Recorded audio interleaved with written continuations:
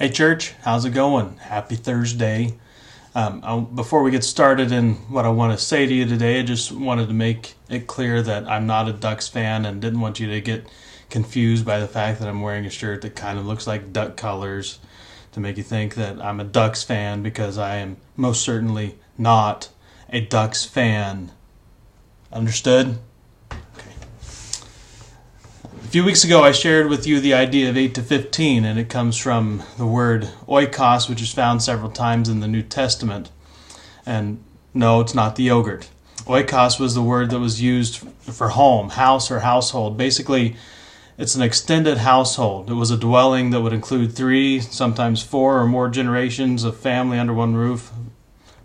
More than 4 might be kind of pushing it, but it also had servants and other travelers who might be staying with them. But since we don't live this way anymore, our oikos, or our 8 to 15, looks a little different than it did back then. So basically, we all have 8 to 15 people who are already in our lives that make up our extended household. And some might live under our roof, others may live under the roof next door, while others may work with us under another roof. We know that some that we ride the bus with, whom we buy groceries from, or who deliver our mail. There are many different ways, and they're in our lives, but they are there, and they are there for us. Actually, they're in our lives so we can be Jesus to them. So what we see is Jesus telling people to go to their oikos, their 8 to 15, and share with them what God has done. For example, in Mark 5, where Jesus has just healed this man who had been demon-possessed, we see Jesus tell him this: go to your home and to your people and tell them what the Lord has done for you, that he had mercy on you. And the word for home there was the word oikos.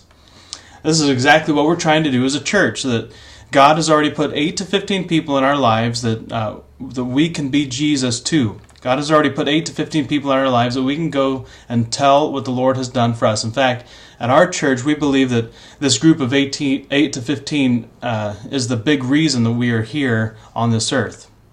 So we have this challenge going on right now that you may remember from a couple weeks ago and you've heard about from time to time. We want everyone who attends Whipple to invest in a relationship with their 8 to 15 and invite at least one of them to church or to a church event.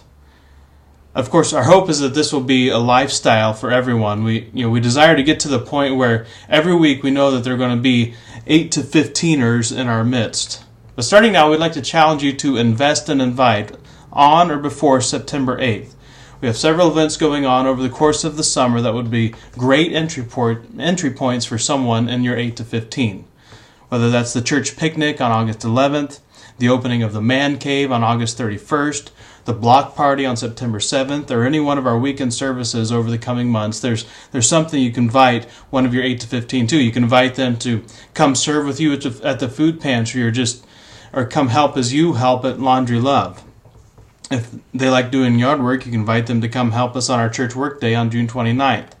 And as you may recall, we will be changing our Sunday morning lineup for the next couple of months to help us grow together in community. So on Sunday, June 30th, we will be moving our worship time to 10 a.m., not 10:30, 10 a.m., to give us time to break into small groups at 11:30. During this time, we can begin to really get to know each other and on a deeper level and challenge one another to apply what we've been talking about on Sunday mornings. Now, this would be a great time to bring someone with you and let them experience the kind of community we are here at Whipple Creek. Now, can you imagine what could happen in our world if we all committed to doing this? Can you imagine what an impact we could make for the kingdom of God if we committed to living this way? I mean, seriously, just stop for a minute and think about the kind of impact this could have. Just think of all the hopeless and helpless people you know whose lives could be changed for an eternity because you invested in your relationship with them and invited them to church. You could literally be the voice that leads them to the most important relationship of their existence. So, will you join us? Will you join in the mission Christ has given to every one of his followers? You want to know something that's interesting about that passage in Mark 5? The man who had been healed wanted to actually go and travel with Jesus and follow him around, but instead Jesus told him to go to his oikos and tell them what Jesus had done. So, what will you do? Will you go to your home? Will you go to your 8 to 15 and tell them what Jesus has done for you? I hope so. And I hope you will let us know that you're doing that, and that you'll share the story with us, and just let us know how it's going, and the challenges and frustrations you might have. And we want to help you and support you in that, but we know that you have people in your life that God has put there for you to reach, and we want you to be intentional about reaching them so they can all come together and glorify God as one big body here at Whipple Creek. We'll see you on Sunday. Have a great weekend. Take care.